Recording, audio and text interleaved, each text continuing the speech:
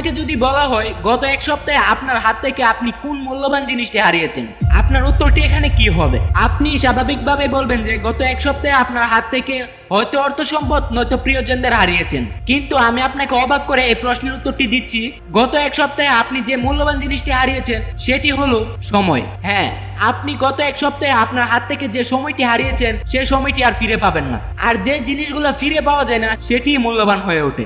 আপনি সময়কে অর্থ দিয়ে কিনতে পারবেন না।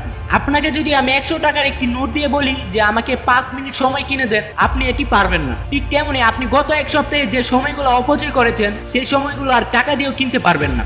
আজকের এই ভিডিওতে আমি আপনাকে বলবো কিভাবে আপনি সময় বাঁচাবেন আর সময় অপচয় রোধ কিভাবে করবেন। আমরা সবাই সফল হতে চাই। সফলতা অর্জনের জন্য আপনাকে সময়ের সদ্ব্যবহার করতে হবে। আপনি যদি সময়ের সদ্ব্যবহার না করেন তাহলে আপনি সফল হতে পারবেন না। এখন অনেকেই বুঝে না যে সময়ের সদ্ব্যবহার কিভাবে করবে। আমি আপনাকে কোনো রুলস অথবা টিপস না দিয়ে আমি আপনাকে বলতে পারি আপনি এভাবে ফলো করেন তাহলে আপনি সময়ের সদ্ব্যবহার করতে পারবেন। সময়ের সদ্ব্যবহার করতে হলে আপনি সর্বপ্রথম আপনার যে কাজটি করেন সেই কাজে ফোকাস দিতে হবে। কোনোদিন আপনি কাজে ফাঁকি দিতে পারবেন না। আপনি যদি পড়ালেখা করেন তাহলে আপনি পড়ালেখায় মনোযোগ দিতে হবে। আর আপনি যদি জব করেন অথবা অন্য কোনো কাজ করেন তাহলে আপনার সেই কাজগুলোতে ফোকাস দিতে হবে। এছাড়া আপনি সময়ের সদ্ব্যবহার করতে পারবেন না। ধরুন আপনি ব্যাংকে একটি জব করেন, তো ব্যাংকে আমি একটি অ্যাকাউন্ট করার জন্য গেলাম আর আপনি আমার সাথে গল্প করে এখানে 20 মিনিট সময় অপচয় করে দিলেন। এখন আপনি এখানে বলতে পারেন যে আপনি হয়তো এখানে সময় অপচয় করেছেন কিন্তু ইফেক্টটা আপনার উপর পড়েনি। আমি আপনাকে ভুল প্রমাণ করে বলতেছি এই ইফেক্টটা আপনার উপরই পড়েছে, কেননা এই ব্যাংকে আপনি জব করেন।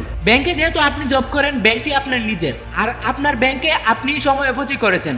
ব্যাংক মালিক কর্তৃপক্ষ আপনাকে দিয়ে কাজ করায়, ব্যাংক মালিক কর্তৃপক্ষ নিজে কাজ করে না। আর যে প্রতিষ্ঠানটি আপনাকে দিয়ে কাজ করায় অর্থাৎ আপনি সবসময় এটির মধ্যে অ্যাক্টিভ থাকেন সেই প্রতিষ্ঠানটি আপনার নিজেরই। তাই আমি আপনাকে এখানে বলতে পারি আপনি যদি এখানে আমার সাথে গল্পগুজব করে 20 মিনিট সময় অপচয় না করতেন তাহলে আপনি আরো একটি ক্লায়েন্টের সাথে সময় দিতে পারতেন, অর্থাৎ আপনি আরো একটি গ্রাহকের সাথে কোলাবোরেশন করতে পারতেন। আমি এখানে একটি ব্যাংকের এক্সাম্পল দিলাম। তাই বলা যায় সময়ের অপচয় আপনি যে কাজই করেন না কেন ইফেক্টটা আপনার উপরই পড়ে, অর্থাৎ আপনি এই কাজে অ্যাক্টিভ থাকেন তার জন্য আপনার উপরে ইফেক্টটা পড়বে। তাই বলা যায় সময়ের সদ্ব্যবহার করা উত্তম।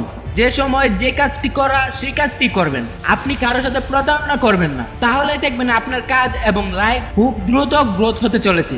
আপনার জন্য রইল আমাদের পক্ষ থেকে শুভকামনা। আমাদের চ্যানেলটিকে এখনই সাবস্ক্রাইব করুন আর পাশে থাকা বেল আইকনটি বাজিয়ে দিন। দেখা হচ্ছে নতুন কোনো ভিডিওতে। সে পর্যন্ত ভালো থাকবেন, সুস্থ থাকবেন। আল্লাহ হাফেজ।